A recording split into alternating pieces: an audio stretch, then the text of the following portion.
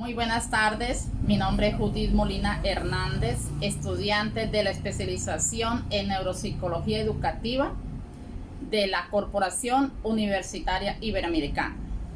A continuación me permito hablar de los siguientes temas: la percepción, la traducción, el procesamiento subcortical, la corteza cerebral, procesamiento cerebral y agnosis. La percepción. ¿Qué es la percepción? Es la capacidad para captar, procesar y dar sentido de forma activa a la información que alcanza nuestros sentidos. Es decir, la percepción es el proceso cognitivo que nos permite interpretar nuestro entorno a través de los estímulos que captamos nuestros órganos sensoriales y el sistema nervioso central de manera conjunta, donde el cerebro interpreta las sensaciones que recibe formando una impresión inconsciente o consciente de lo que sucede a su alrededor. Cada individuo capta la realidad de manera distinta, donde cada quien postula sobre una idea o visión de algo, es decir, es una realidad construida por cada mente. Percepción es un proceso mental responsable de dar sentido al mundo que nos rodea.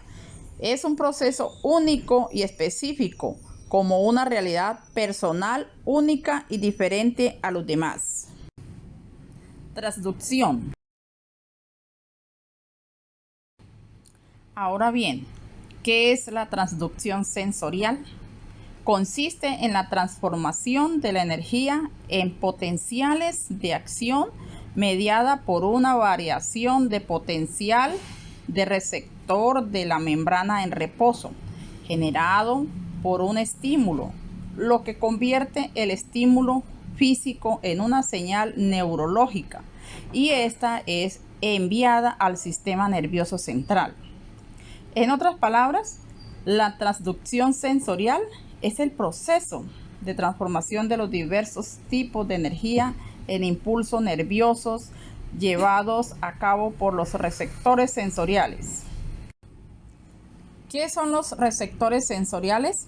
Son terminaciones nerviosas especializadas ubicadas en los órganos sensoriales, como la lengua, piel, nariz, el oído, etc. Y claro, en los órganos internos capaces de captar estímulos interno o externo, generando impulsos nerviosos y sensaciones. Procesamiento subcortical. Comenzamos diciendo que la estructura subcortical principal del procesamiento de la información es el tálamo. Toda la información sensorial, con excepción la del sistema olfatorio, pasa por el tálamo antes de llegar a la corteza. Ejemplo: en el caso del procesamiento de la información auditiva, la información proviene del nervio auditivo, llega a los núcleos cocleares del pulpo raquídeo y transcurre por varias vías paralelas terminando en núcleo geniculado mediador del tálamo. Lo anterior dicho es lo que se refiere al procesamiento subcortical.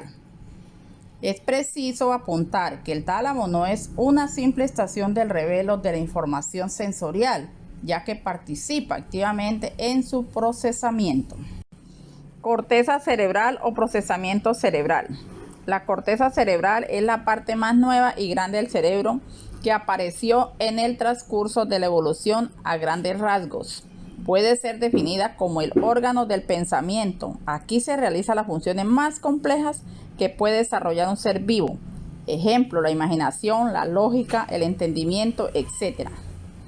La corteza es el lugar donde se procesa y se hace consciente la información que llega por diferentes vías, como el olfato, el gusto, el tacto. De igual manera es donde se originan los impulsos nerviosos y todas las funciones que se originan a partir de dichos impulsos.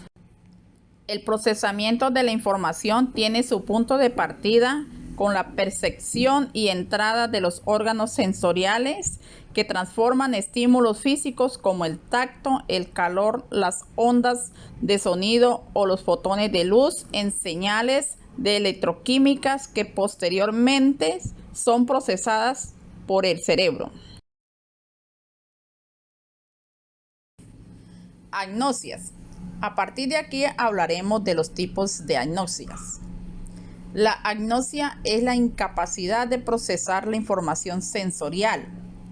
Seguido hay una incapacidad para reconocer objetos, personas, sonidos, olores o tamaño, mientras que el sentido en sí no falla y tampoco hay una pérdida de memoria. La agnosia se asocia con daños cerebrales o enfermedades neurológicas, en particular con el daño en la frontera occipitotemporal, que es parte de la corriente ventral. Agnosias visuales. Consiste en la dificultad para el reconocimiento visual de objetos u otras categorías relacionadas con personas, objetos o colores, teniendo intacta su agudeza visual, así como las funciones mentales superiores y el lenguaje visual. Agnosia para objetos. Es la incapacidad para reconocer objetos y dibujos presentados en la modalidad visu-perspectiva, donde se dificulta la descripción de su significado, reconociendo la de otras modalidades como por ejemplo el tacto. Las agnosias para objetos están causadas por lesiones occipitales o del cuerpo calloso. Prosopagnosia. Esta agnosia es particular, ya que es la incapacidad para reconocer caras familiares o la propia ante el espejo o en fotografías, sin que exista déficit en el área visual primario, ni tampoco trastornos atencionales, psiquiátricos o cognitivos que lo justifiquen, producida por lesiones occipital, parietal o temporal. En las agnosias visuales también encontramos simultagnosia, agnosia cromática, acromatopsia, agnosia para los colores, alesias agnóstica, agnosia para el movimiento. Agnosias auditivas. Es en esencia la dificultad para reconocer el significado de los estímulos acústicos no verbales. Se producen en personas sin deterioro cognitivo, teniendo las áreas auditivas primaria preservada.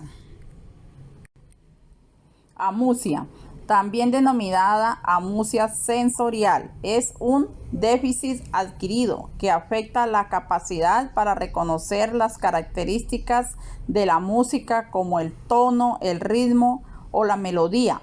Se presentan en personas con audición normal. Está causada por lesión unilateral o bilateral de las áreas temporales. Agnosia para los sonidos. Es la incapacidad para identificar el significado de los sonidos no verbales.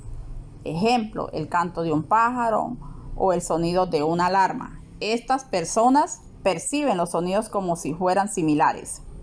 En las agnosias auditivas también encontramos la verbal y la paralingüística.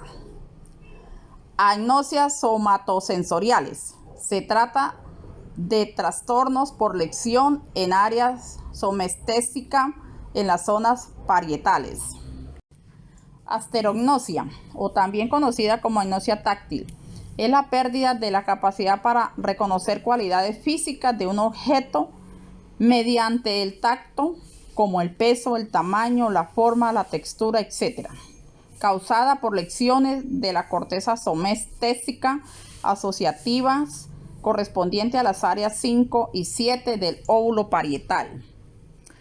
Autotopagnosia es un trastorno del esquema corporal que impide reconocer las partes del cuerpo bajo órdenes o mediante imitación, causada por lesiones parietales posteriores izquierdas.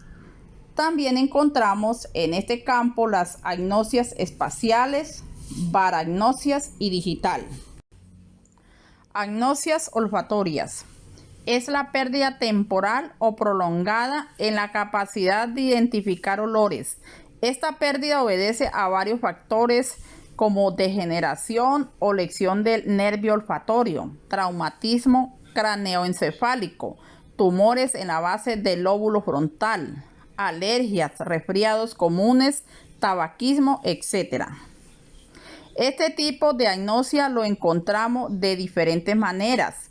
como la hiposmia, la agnosia selectiva, hipersomnia, parosmia, cacosmia, anosmia sensorial y anosmia agnóstica. Lo anterior dicho también hace parte de la agnosia olfatoria. Agnosia para las enfermedades.